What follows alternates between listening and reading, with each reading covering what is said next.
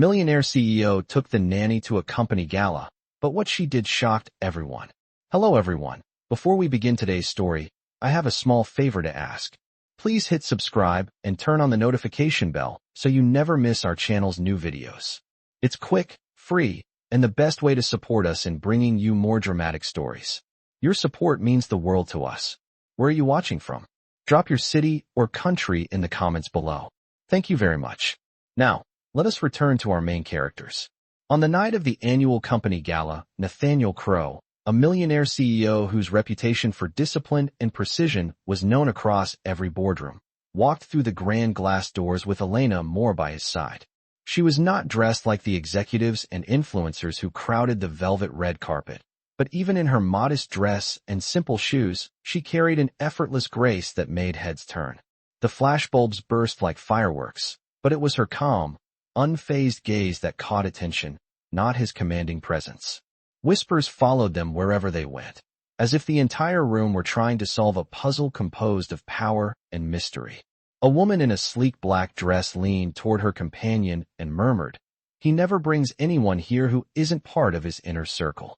The eyes of every executive seemed to flick between Nathaniel and Elena, as though they were watching a sanctioned reveal, a moment that might rewrite what everyone thought they knew about the man who commanded millions. But no one knew the truth beneath Elena's quiet eyes, the truth that she was not there as a decoration, nor as a claim on his favor. She was there for Lucas, his 7-year-old son, whose shy smile had lit up Nathaniel's life on the darkest of days. Nathaniel, whose heart was once a fortress, had watched his son flourish in her care, and in a decision that shocked even his closest advisors, he asked her to accompany him to this celebration of achievements and status. No one understood why he had made that choice, least of all Elena. Yet as she walked through the grand hall, the murmur of speculation did not intimidate her. Instead, she breathed it in like a curious student studying a rare work of art, unaware perhaps of the effect she had on everyone in the room. And as the orchestra's first notes filled the air, Nathaniel could almost feel the invisible threads of judgment tighten around them. But then something unexpected happened. Lucas, with a confidence drawn from his bond with Elena, took her hand, leading them toward the center of the room. Eyes widened, conversations paused, and for a single heartbeat, the world seemed to hold its breath. No one could have predicted what she would do next, and that uncertainty was exactly the point. She stood tall, not behind him, not beside him, but in front, a quiet presence with eyes that held a calm fire. And as the crowd watched, something in that moment shifted. Because sometimes the most powerful statement a person can make is not spoken aloud, but shown in the way they choose to stand when all eyes are upon them. This was just the beginning, and no one present would soon forget the ripple that first stirred in that grand hall. In that breathless pause between music and motion, something unspoken passed between Nathaniel and Elena, as though some invisible scale had tilted just enough to disturb the balance of their worlds. The chandeliers overhead cast a soft glow that seemed to highlight every subtle shift in expression, every flicker of doubt, courage, and wonder in their eyes. At that moment, nothing mattered more than the truth of what was happening between them, a truth that neither of them could yet fully name or understand. The world around them faded, and all that remained was the fragile thread that tied their fates together in that single heartbeat, a story that had only just begun, and a moment that would echo far beyond the glittering walls of that grand gala. Forever before the gala ever became a stage of judgment and curiosity, Elena Moore's world was quiet, structured, and deliberately small. Every morning began the same way, with the soft creak of the Crowe estate stairs just after 6, the smell of fresh coffee drifting through a kitchen far too pristine to feel like home, and Lucas waiting at the table with his sketchbook open, crayons scattered like a private universe only he trusted her to enter. Elena had learned quickly that the boy did not respond to commands or schedules written by adults in suits. He responded to patience, to whispered stories, to someone who noticed when his hands trembled or when his eyes lingered too long on the window, as if he were measuring the distance between himself and the rest of the world. Nathaniel Crowe observed all of this from a distance he had perfected over years of leadership. He noticed how his son slept through the night for the first time in months once Elena arrived. He noticed how the silence in the house softened, how meals lasted longer, how laughter, faint and unsure, returned in fragments. But he did not comment. He did not interfere. Control, after all, was his language. Elena never forgot her position. She used the service entrance even when no one was watching. She ate after Lucas and retreated to her small room at the end of the East Wing when her duties were done. She did not ask questions about the meetings that filled Nathaniel's calendar or the headlines that followed his name. She did not linger when he entered a room. Yet there were moments, subtle and unplanned, when their worlds brushed against each other.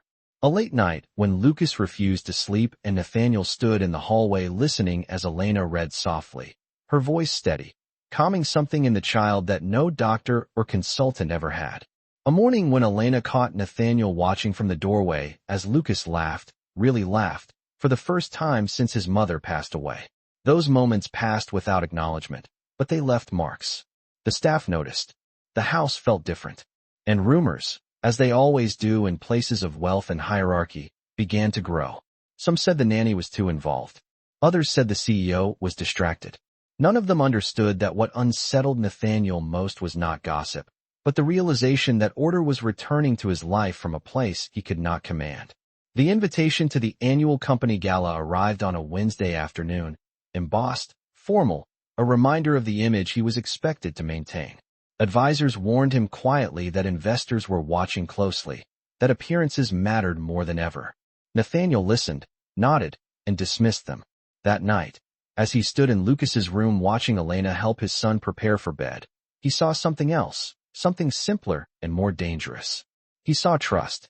When Lucas looked up and asked, in a small, uncertain voice, if Elena could come with them when they went out again, Nathaniel felt the familiar walls inside him shift. The decision he made afterward was not calculated, not strategic. It was instinctive. When he asked Elena to accompany him to the gala, her first response was confusion, then hesitation, then concern for Lucas. She did not ask about dresses or attention. She asked if Lucas would be overwhelmed. That answer, more than anything, sealed his resolve. Elena agreed not because she wanted to be seen, but because she understood the unspoken need behind the request. In the days that followed, preparation was quiet and restrained. No stylists flooded her room. No grand instructions were given. Elena borrowed a dress, altered it herself, and prepared as she always did, with care and restraint. Nathaniel watched from the sidelines, increasingly aware that the balance he relied on was already changing. By the time they stepped into the car that night, the gala was no longer just an event. It was a threshold, and crossing it would expose more than any of them were ready to admit. The power gap between Elena Moore and Nathaniel Crowe was not something either of them ever named, but it existed in every detail of their daily routine. It lived in the way Elena waited for permission even when she already knew the answer, and in the way Nathaniel assumed responsibility without ever asking if someone else wanted it. Inside the Crowe estate, the difference between their worlds was clear and constant. Nathaniel's mornings began with conference calls that spanned time zones, voices filtered through secure speakers discussing stock performance, acquisitions, and decisions that could move entire markets. Elena's mornings began with a small knock on Lucas's door and a soft greeting meant only for him. Her attention focused on whether he had slept well or if the night had brought another quiet storm of dreams. They rarely occupied the same space for long, yet their lives were increasingly shaped by the same center. Lucas bridged the gap without effort, pulling Elena into Nathaniel's orbit in ways the CEO could not control. When Lucas refused breakfast unless Elena sat with him, Nathaniel adjusted his schedule. When Lucas asked Elena to attend a school meeting, Nathaniel listened from the back of the room, watching how she spoke calmly to teachers who assumed she was simply hired help. He noticed how they leaned in, how their tones softened, how authority shifted without a single raised voice. The staff noticed too. Whispers passed through the halls, not unkind but curious, measuring Elena against the unspoken hierarchy of the house. She felt it in small ways, in glances that lingered too long, in polite smiles that carried silent questions. Still, she never overstepped. She remained careful, composed, aware that one misstep could cost her the stability she had built for Lucas and herself. Nathaniel, for his part, was becoming increasingly aware of how much he relied on the order she brought. He had always believed leadership was about control, about setting boundaries so firm they could not be tested. Yet Elena's influence did not challenge his authority directly. It bypassed it entirely. She did not ask to be trusted. She simply acted in ways that made trust inevitable. Late one evening, after a particularly tense board meeting, Nathaniel returned home to find Lucas asleep on the couch, his head resting against Elena's shoulder. She did not look up immediately. She was focused on the slow rise and fall of the child's breathing, one arm curved protectively around him. Nathaniel paused, struck by the quiet intimacy of the scene. In that moment, he realized something unsettled him. It was not jealousy, not fear, but the recognition that Elena occupied a space in his son's life that no contract or authority could regulate. He cleared his throat softly. Elena looked up, careful not to wake Lucas, and offered a brief nod, professional, respectful, unchanged. That was the unspoken rule between them. What happened within the boundaries of care remained unacknowledged outside of it. Yet the boundary itself was thinning. The gala loomed closer, and with it the weight of expectation. Advisors continued to push, reminding Nathaniel of optics, of appearances, of the necessity of projecting stability and control. They spoke of him as if he were an image rather than a man, as if his life could be curated like a portfolio. Nathaniel listened, but his thoughts returned again and again to Elena's steady presence and to Lucas's growing dependence on it. The power gap that once felt so rigid now felt strangely fragile. Elena sensed the shift without understanding its source. She felt it in the way Nathaniel's gaze lingered a second longer than necessary, in the way his instructions softened, in the rare moments when he asked for her opinion rather than issuing a directive. She did not mistake this for romance. She understood better than that. She understood hierarchy. She understood risk. And she understood that stepping too far into his world could cost her everything she had worked to protect. Yet, even with that understanding, she could not ignore the subtle pull, the sense that something inevitable was approaching. The gala was no longer just an event on a calendar. It was becoming a line drawn between what they were and what they could no longer avoid becoming. And neither of them yet realized how deeply that line would cut. The inciting moment arrived quietly, disguised as another routine pressure Nathaniel Crowe had learned to manage without visible strain. It began with a closed-door meeting on the 42nd floor, where glass walls overlooked the city like a reminder of how high he stood and how far he could fall. Advisors spoke carefully, choosing words that sounded neutral but carried weight. Investor confidence, public perception, family stability. Someone mentioned the absence of a visible personal anchor since his wife's passing. Another suggested that questions about his private life were beginning to distract from quarterly performance.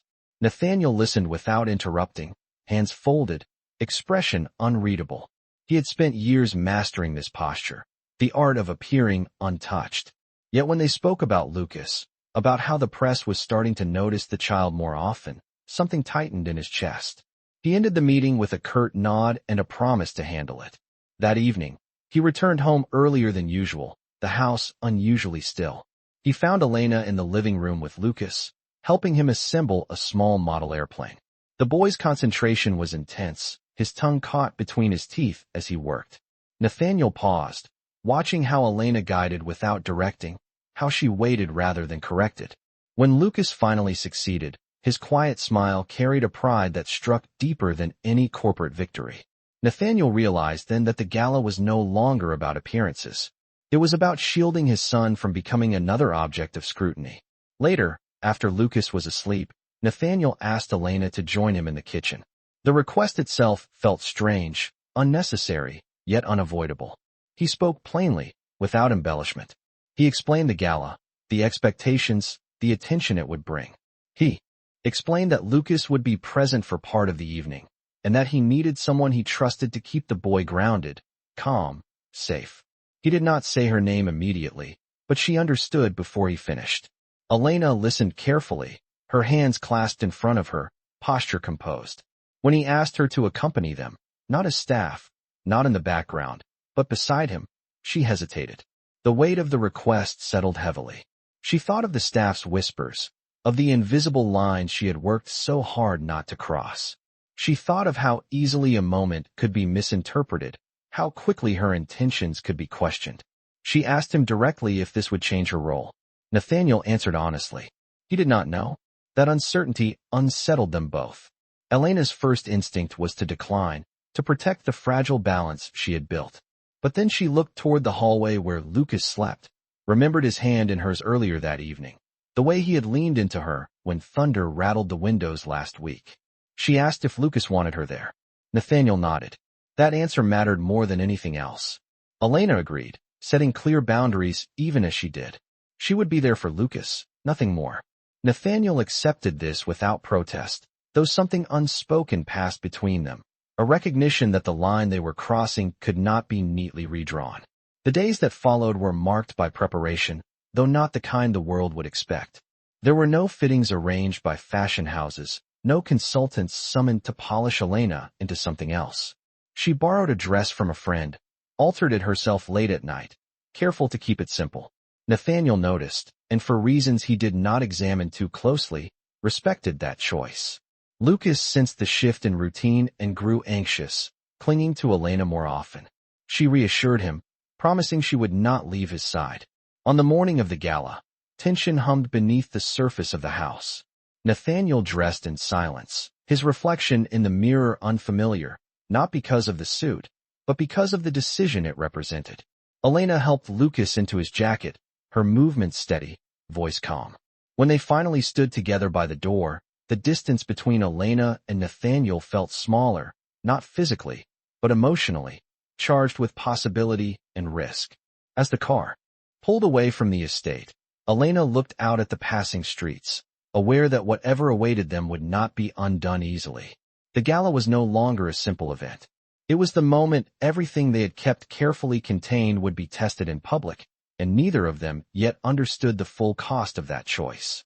The slow burn began long before they reached the gala, settling into the quiet spaces between movements and words. In the back seat of the car, Lucas sat between them, his small hand wrapped tightly around Elena's fingers, grounding them both. City lights slid past the windows in soft blurs, and the hum of the engine filled the silence that neither Nathaniel nor Elena seemed ready to break. Nathaniel watched his son in the reflection of the glass, noting how relaxed he appeared, how his shoulders no longer carried the tension Nathaniel himself had learned to hide. Elena felt the weight of the evening ahead pressing in, not as fear, but as awareness. Every choice she made tonight would be seen, interpreted, and remembered. When the car stopped at the venue, the noise arrived all at once. Music drifted out through the open doors, layered with voices, laughter, and the unmistakable rhythm of a world that moved quickly and expected everyone else to keep pace. Nathaniel stepped out first, instinctively scanning the space, assessing angles, eyes, cameras. Elena followed more slowly, helping Lucas from the seat. She felt the temperature shift, the attention snap toward them, though no one yet spoke. Inside, the air was thick with perfume and ambition. Crystal glasses caught the light, chandeliers reflected 100 times over, and everywhere there were people dressed to impress and to dominate. Elena kept her focus on Lucas, guiding him gently, speaking softly, reminding him that they could leave whenever he wanted. Nathaniel noticed this, how she prioritized comfort over spectacle, and something in his chest tightened again, unfamiliar and unwelcome. As they moved through the room, introductions happened with practiced ease. Nathaniel exchanged firm handshakes, polite smiles. Elena nodded when addressed, her responses measured, neither inviting nor defensive. Some guests smiled warmly. Others looked past her, already assigning her a place beneath their notice. She felt each glance, each unspoken judgment, but she did not flinch. Instead, she anchored herself in the simple reality of Lucas's presence, in the steady weight of his hand. When a waiter nearly collided with them, Lucas startled, and Elena instinctively stepped forward, shielding him without thinking. The gesture was small, but it did not go unnoticed. Nathaniel watched, struck by how naturally she moved into protection, how little she seemed to care who might be watching.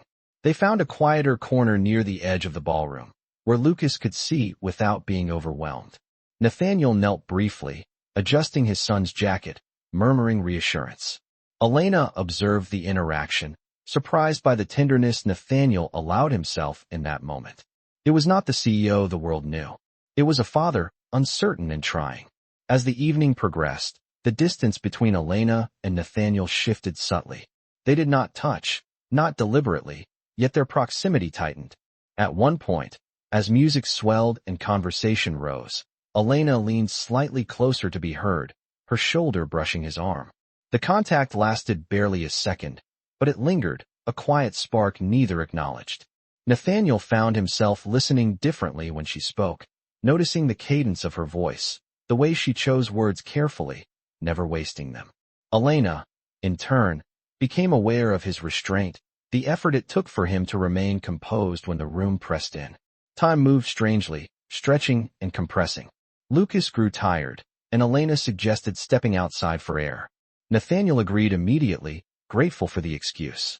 On the terrace, the noise faded, replaced by the distant sound of traffic and a cool night breeze. Elena crouched beside Lucas, pointing out the city lights below, turning them into something familiar and safe. Nathaniel stood back, watching, realizing how completely his son trusted her. In that quiet moment, away from scrutiny, the slow burn deepened. Nothing dramatic happened. No confessions were made. Yet something irrevocable shifted. Elena felt it in the way Nathaniel thanked her, his voice lower, more sincere. Nathaniel felt it in the way she met his gaze, unguarded for a heartbeat before stepping back. They returned inside knowing the evening was far from over, and that the calm they shared would not last. The build-up was complete, and the room beyond the terrace waited, ready to test everything they had been carefully holding together. The emotional turning point arrived without ceremony, unfolding in a moment so quiet that many did not recognize its weight until it had already passed. Inside the ballroom, a senior executive stepped onto the stage to speak about the company's future, his words polished and rehearsed, filled with phrases about innovation, growth, and leadership. Applause followed on cue, but beneath the surface, tension rippled. Questions lingered in the air, unspoken yet sharp, about stability, legacy, and the man at the top. Nathaniel stood with practiced composure, one hand resting lightly on Lucas's shoulder, Elena just a step behind them. She felt the shift before she saw it, the subtle tightening of the room's attention, the way conversations angled toward them. When the executive invited Nathaniel to join him on stage, it was expected. When he gestured for Elena and Lucas to follow, it was not. A hush fell, thin and electric. Elena's first instinct was to refuse, to step back into the shadow where she belonged. But Lucas squeezed her hand, small fingers trembling, and whispered that he was scared. She met Nathaniel's gaze, searching for guidance. What she found there was not command, but uncertainty. In that moment, she understood that this was not about hierarchy or appearance. It was about choice. Elena stepped forward, steadying Lucas, and walked with them into the light.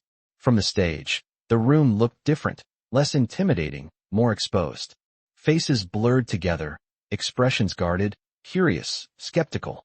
The executive smiled, speaking about family values, about balance, his words skating dangerously close to implication.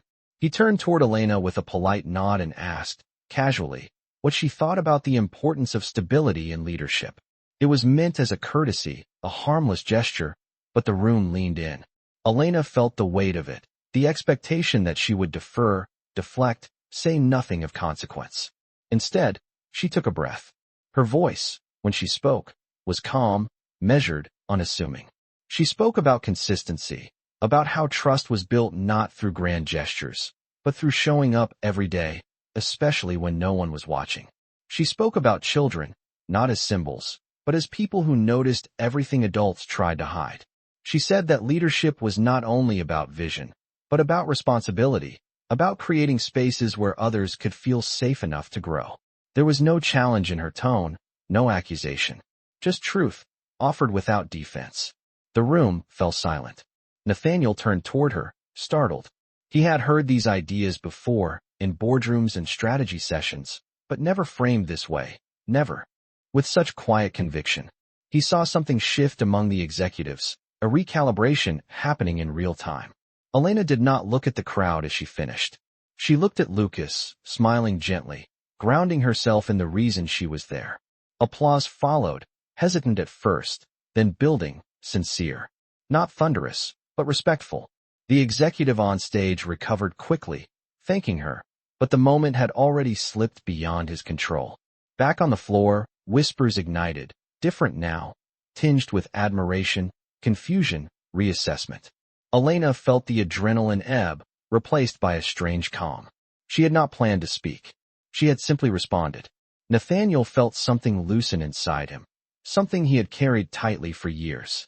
He realized, with a clarity that unsettled him, that Elena had not just represented his family. She had represented him better than he ever had himself. As they stepped away from the stage, the dynamic between them had irrevocably changed. Elena felt it in the way people looked at her now, not dismissive, not curious, but thoughtful. Nathaniel felt it in the way he could no longer pretend that she was simply passing through his life. The turning point was complete, not because of applause or approval, but because the truth had been spoken aloud, and it could not be taken back. And as the evening continued, a new tension settled in, sharper and more dangerous than before, because now the question was no longer whether Elena belonged in his world, but what it would cost both of them if she did. The conflict escalated not with raised voices or public confrontation, but with precision, the kind that cut deeper because it was calculated. After the applause faded and the room returned to its hum, Elena sensed the shift almost immediately. Conversations that had warmed toward her moments earlier now carried a sharper edge, curiosity turning into scrutiny. Vivian Hale approached with an easy smile that did not reach her eyes, her presence commanding attention the way only long-held authority could. She congratulated Elena politely on her words, praised her composure, then asked questions that sounded harmless but were anything but. How long had she worked for Nathaniel? What qualifications did she have beyond childcare? Whether she planned to stay long-term. Each question landed softly, but together they formed a pattern, a quiet attempt to reassert hierarchy. Elena answered simply, refusing to embellish or defend herself. She did not miss the way nearby executives leaned in, listening. Nathaniel watched the exchange unfold, recognizing the tactic too late. Vivian had always known how to apply pressure without appearing to do so. She shifted the conversation smoothly, remarking on the importance of clear boundaries in leadership, on how easily perceptions could blur when roles were not defined. Her gaze flicked briefly to Lucas, then back to Elena. The implication was unmistakable. Elena felt it settle in her chest, heavy and cold. She glanced toward Lucas, who stood close, sensing tension even if he did not understand it. Nathaniel stepped forward then, instinctively, his voice firm but controlled as he redirected the conversation. Vivian smiled again, unfazed, and excused herself, leaving behind a ripple of unease. The damage, however, was done. As the evening wore on, Elena noticed subtle changes. Invitations to join conversations dried up. Smiles became polite, distant. She heard a fragment of whispered speculation as she passed, words like opportunistic and inappropriate floating just out of reach. None of it was overt enough to challenge, but all of it accumulated. Nathaniel felt the shift too, frustration simmering beneath his calm exterior. He wanted to address it directly, to assert his authority, to end the murmurs. But every option he considered carried consequences that would land squarely on Elena. When Lucas began to tire, Elena suggested quietly that they leave early. Nathaniel agreed without hesitation. As they gathered their things, Vivian reappeared, her tone gentle, almost sympathetic. She remarked that Elena must be exhausted, that the pressure of such environments could be overwhelming for someone unused to them. She added, pointedly, that the company valued professionalism above all else, especially when children were involved. Elena understood then that the lines had been drawn. She felt a familiar instinct rise, the one that had guided her through years of navigating spaces where she did not fully belong. Protect first. Retreat, if necessary. Outside, as the car pulled away from the venue, Lucas leaned against her, already half asleep. The city lights blurred past again, but this time the silence felt heavier. Nathaniel broke it, his voice low, apologizing for what had happened, for the position she had been put in. Elena listened, her expression composed, but her decision was already forming. She told him gently that she had overstepped, that regardless of intention, the situation had become complicated. She said she did not want to be the reason his leadership was questioned or his son subjected to speculation. Nathaniel objected, insisting that she had done nothing wrong, that the fault lay with others. Elena nodded, accepting his words without agreeing. When they arrived home, she helped Lucas to bed as she always did, reading softly until his breathing evened out. She lingered a moment longer than usual, brushing his hair back, memorizing the weight of his presence. Later, she knocked on Nathaniel's office door. She told him she would begin making arrangements to leave, not immediately, but soon enough to ensure a smooth transition for Lucas. Her voice did not waver. Nathaniel felt the ground shift beneath him, the reality of her absence suddenly tangible. He asked her to reconsider. She met his gaze, steady and sad, and said that sometimes leaving was the only way to protect what mattered. As she walked away, the conflict reached its quiet peak. No argument followed. No dramatic gesture stopped her. Only the heavy knowledge that in choosing to preserve boundaries, they might be losing something neither had fully understood until it was already slipping away. And in the silence that followed, the question remained, unresolved and aching, whether this was the end of their story or merely the most painful pause. The quiet climax did not arrive with a speech or a grand reversal, but in the stillness that followed Elena's decision, when the house seemed to hold its breath. Nathaniel spent the night awake in his office, the city glowing beyond the windows like a reminder of everything he had built and everything he was about to lose. For the first time in years, numbers on screens meant nothing to him. His thoughts returned again and again to the look in Elena's eyes when she said she would leave, not accusing, not bitter, only resolved. By morning, the weight of that resolve pressed harder than any boardroom ultimatum. When he arrived at the office, the fallout from the gala had already begun. Advisors requested urgent meetings. Emails stacked up with carefully worded concerns about perception, about boundaries, about leadership optics. Vivian Hale was among the first to speak, suggesting calmly that a transition might be wise, that the company could not afford distractions tied to personal arrangements. Nathaniel listened in silence, hearing not strategy but fear. Fear of anything that could not be controlled. When it was his turn to speak, the room stilled. He did not raise his voice. He did not defend Elena directly. Instead, he addressed responsibility. He spoke about trust, about the cost of valuing image over integrity. He stated clearly that his private decisions would no longer be subject to quiet manipulation, and that any discussion involving his son or those entrusted with his care crossed a line he would not allow to be redrawn. Vivian met his gaze, surprised, perhaps for the first time. The meeting ended without applause or agreement, only an understanding that something fundamental had shifted. Back at the house, Elena moved through her routine with careful normalcy. She prepared Lucas's breakfast, helped him with homework, laughed softly when he made a joke about airplanes flying upside down. But beneath it all, she was cataloging moments, aware that soon she would be stepping out of this life. Lucas sensed it, asking more questions, clinging more tightly. When he asked if she was leaving because of something he had done, Elena knelt beside him and assured him gently that some changes happened even when no one was at fault. That afternoon, Nathaniel returned home earlier than usual. He found Elena in the garden with Lucas, watching him chase a butterfly across the grass. He stood there for a moment, unseen, observing the ease between them, the quiet joy he had almost let slip away. When Elena noticed him, she straightened instinctively, ready to step back into formality. Nathaniel asked if they could speak privately. On the terrace, away from the house and its expectations, he did not argue. He did not ask her to stay. Instead, he told her what he had done that morning, how he had drawn a line publicly, not for reputation, but because he finally understood what leadership demanded of him. Elena listened, her expression unreadable. He continued, admitting that he had hidden behind structure and control for too long, that losing her presence had forced him to confront the emptiness he had normalized. Still, he did not promise certainty. He did not offer protection. He offered choice.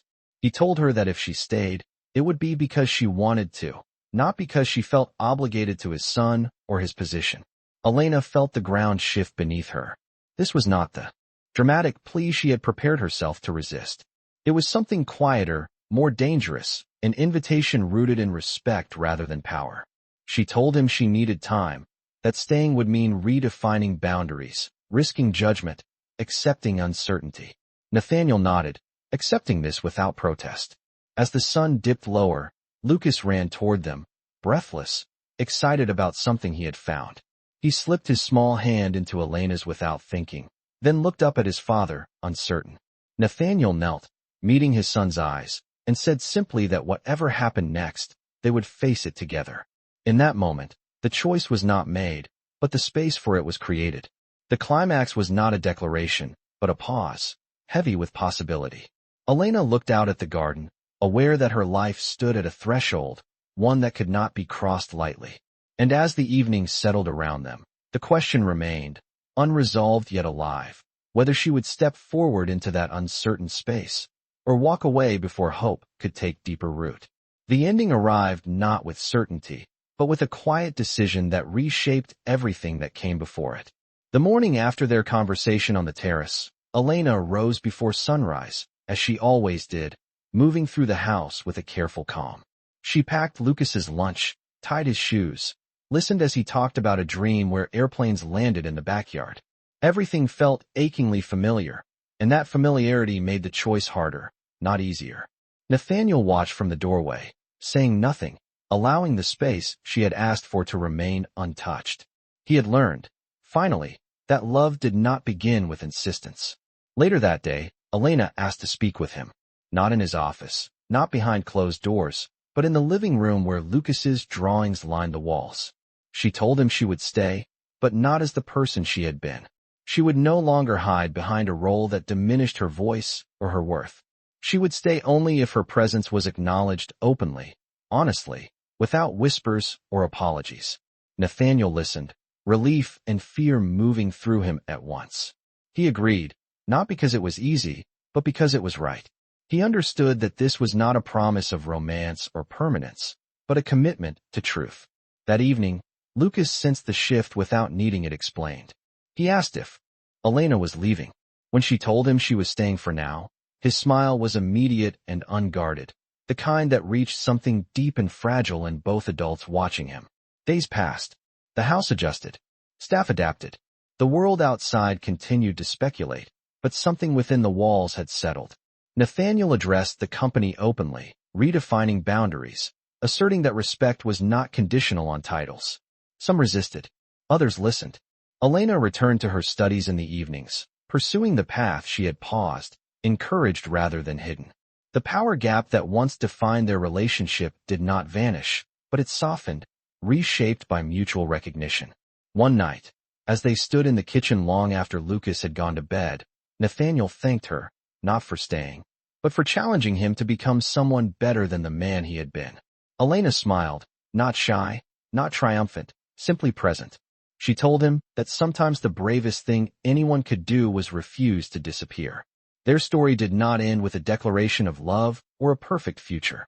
It ended with something quieter and perhaps more enduring, a shared understanding that healing did not arrive all at once, but in choices made daily, encouraged practice slowly. For those watching, the lesson lingered gently. True leadership is not measured by control, but by the willingness to listen. Love is not proven through grand gestures, but through respect, patience, and the courage to grow. And sometimes, the most powerful change begins when someone underestimated chooses to stand fully in who they are. If this story touched you, if it made you reflect on power, kindness, or the choices that shape our lives, please take a moment to like this video, subscribe to our channel, and share it with someone who might need to hear it. Your support allows us to continue bringing you stories that explore not just romance, but the quiet strength found in compassion and integrity. Thank you for watching, and we will see you in the next story.